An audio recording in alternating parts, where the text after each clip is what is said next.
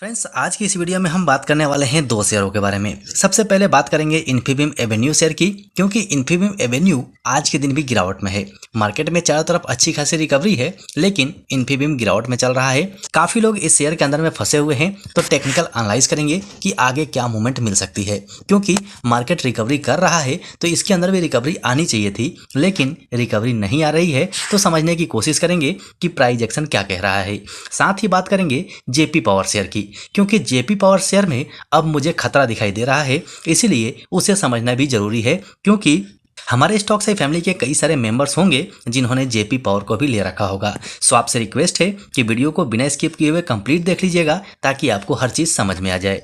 तो Infibeam Avenue को आज के दिन आप देखेंगे तो इसका मार्केटिंग कैसा रहा है, इसे समझिए। स्टॉक ठीक ठाक ओपन जरूर हुआ था, अच्छी खासी रिकवरी भी आई, लेकिन उसके बाद फिर से प्रॉफिट बुकिंग, फिर से रिकवरी और फिर से बड़ी प्रॉफिट बुकिंग आई, और अभी भी स्टॉक नेगेटिव चल रहा है। मतलब 0.28% की गिरावट में चल रहा है, जबकि मार्केट के अंदर अच्छी खासी रिकवरी है।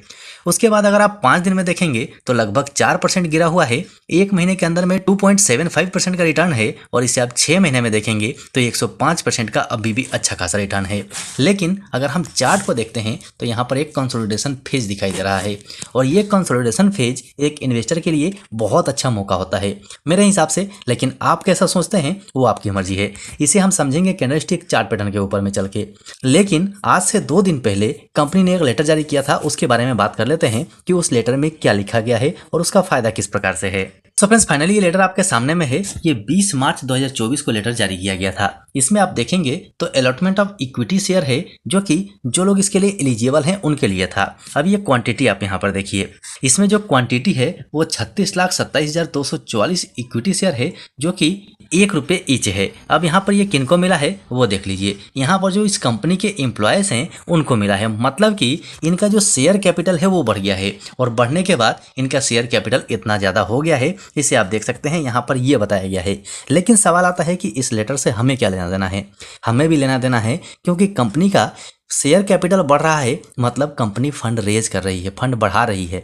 अब फंड बढ़ाएगी तो जिस प्रकार से कंपनी को काम मिल रहा है, जिस प्रकार से कंपनी उपलब्धियां हासिल कर रही है, उसमें बहुत अच्छे से काम कर पाएगी। और काम करने के बाद आपको पता ही है कि आने वाला टाइम पूरी तरह से टेक्निकली है, आईटी सेक्टर का ही है, तो इसे बहुत बड़ा फायदा मिल सकता है। लेकिन प्राइस एक्शन क्या कहता है वो तो हमें चार्ट पैटर्न ही बताएगा। तो चलते हैं, इसे कैंडलस्टिक चार्ट पैटर्न पे समझ लेते हैं। उसके बाद चलेंगे और जेपी पावर के बारे में बात करेंगे कि जेपी पावर में खतरा नजर क्यों आ रहा है। So friends, finally Infibeam Avenue का 1 डे कैंडलस्टिक चार्ट पैटर्न आपके सामने में है। यहाँ से हमने सारी मार्किंग्स हटा दी है ताकि आपको समझने में आसानी हो जाए। अब यहाँ पर आप देखिए, यहाँ से आप देखेंगे तो एक रेंज बना हुआ है, और इस रेंज का इंतजार हर एक इन्वेस्टर करता है। जो लोग नए होते हैं वो भागते शेयर में चढ़ते हैं, और भागते शेयर में चढ़ने का नतीजा कि स्टॉक में प्रॉफिट बुकिंग आती है, और उसके बाद वो लॉस में चले जाते हैं, और लॉस में आने के बाद तंग होके लॉस बुकिंग भी कर लेते हैं। तो जो लोग सही इन्वेस्टर हैं वो कंसोलिडेशन फेज का इंतजार करते हैं। फाइनली आप यहाँ पर देख सकते हैं। अब यहाँ पर आप देखेंगे तो आपको 2-3 चीज़ें दिखाई देंगी, इसे आप ध्यान से समझिएगा। सबसे पहले यहाँ देखिए, यहाँ पर असिस्टेंस लेवल पे 2 बार स्टॉक पहुंचा हुआ है, और सपोर्ट लेवल पे 3 बार पहुंचा हुआ है। मतलब कि ऊपर साइड भी और नीचे साइड भी दोनों तरफ कमजोर दिखाई दे रहा है। लेकिन अगर हम सपोर्ट की बात करें तो ये जो हमारा सपोर्ट बना हुआ है ना, ये काफ़ी मजबूत सपोर्ट बना हुआ है। साथ ही आप मूविंग एवरेज देखेंगे तो 44 डेज मूविंग एवरेज है, उसका भी सपोर्ट यहाँ से मिल रहा है। यहाँ से भी स्टॉक ने सपोर्ट लिया हुआ है और ऊपर गया हुआ है, और फिर से इस जगह पे आया हुआ है। मतलब कि अगर आईटी सेक्टर के अंदर में आज के दिन गिरावट नहीं होती तो इस स्टॉक के अंदर भी नहीं होनी चाहिए थी। यहाँ से स्टॉक को ऊपर जाना चाहिए था, और अब ऊपर जाने का मतलब ये है कि इंपॉर्टेंट जो हमारा अभी के टाइम में रेजिस्टेंस है वो 40 रुपये का है। पहले भी 40 रुपये का ही था, 40 रुपये को ये क्रॉस नहीं कर पा रहा है। मतलब कि अगर 40 रुपये को ब्रेक करके बाहर निकल जाता है तब ये स्टॉक कहाँ से भाग सकता है। नहीं भागने का कारण आपको पता है, हम बहुत सारे वीडियोस में हमने पीछे बात किया हुआ है कि ये एक ऐसा जोन है जहाँ पर स्टॉक पहले भी काफ़ी समय तक रह चुका है, और अभी भी काफ़ी समय तक यहाँ पे बिता चुका है, तो यहाँ से निकलने के चांसेस बनते हैं। सो फ्रेंड्स, अब ये हमने सारी मार्किंग आपके सामने में कर दी है, ताकि आपको ये चीज़ समझ में आ जाए कि इसमें इंपॉर्टेंट क्या है। अब देखिए, यहाँ पर ये जो 2 छोटी छोटी ब्लैक कलर की लाइनें आपको दिखाई दे रही हैं, ये दोनों लाइन एक रेंज है। अब स्टॉक कहाँ, मेरे हिसाब से यहाँ पर जो मूविंग एवरेज है उसका भी सपोर्ट ले रहा है, और हमने जो ट्रेंड लाइन मार्क किया है उसका भी सपोर्ट ले रहा है। तो यहाँ से नीचे जाने के चांसेस कम है। अगर आप थोड़ा रिस्क ले सकते हैं तो यहाँ से ऊपर के लिए आप ले सकते हैं। हो सकता है कि इसके अंदर करेक्शन आए, तो उसके लिए आपको तैयार रहना पड़ेगा, क्योंकि यहाँ जो आप देख सकते हैं ₹30.55 का जो लेवल है ये काफ़ी इंपॉर्टेंट है, इंपॉर्टेंट सपोर्ट है ये सपोर्ट अगर टूटेगा तो बड़ी गिरावट भी आ सकती है, स्टॉक नीचे भी आ सकता है। इसलिए अगर आप रिस्क ले सकते हैं तो आप यहाँ पर लेके चल सकते हैं, क्योंकि मेरे हिसाब से सपोर्ट पे है।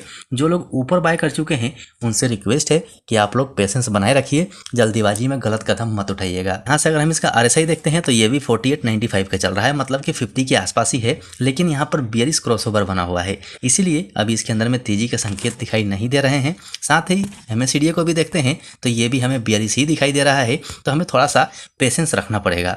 साथ में आप ऊपर में देखेंगे तो ये थोड़ा सा डार्क पोर्शन आपको दिखाई दे रहा होगा, ये जोन बहुत इंपॉर्टेंट है। हर बार इसके बारे में हम बात करते हैं, जब तक इसके ऊपर नहीं निकलेगा तब तक हम अच्छे मूव का उम्मीद नहीं कर सकते। देखिए यहाँ पर जो सच्चाई है वो सच्चाई है, मैं आपको झूठ मूठ का ये नहीं कहूँगा कि यहाँ से ये हो जाएगा वो हो जाएगा, क्योंकि जो मुझे लग रहा है, जो चार्ट पैटर्न में मुझे दिखाई दे रहा है उसके हिसाब से मैं आपसे बात कर रहा हूँ, इसमें ऐसी मूवमेंट मिल सकती है। लेकिन जब तक ये ₹30.55 के लेवल को नहीं तोड़ता है ना, तब तक मैं इसके अंदर में बुलिश बना रहूँगा। आपके हिसाब से क्या है, आप कमेंट सेक्शन में कमेंट कर दीजिएगा।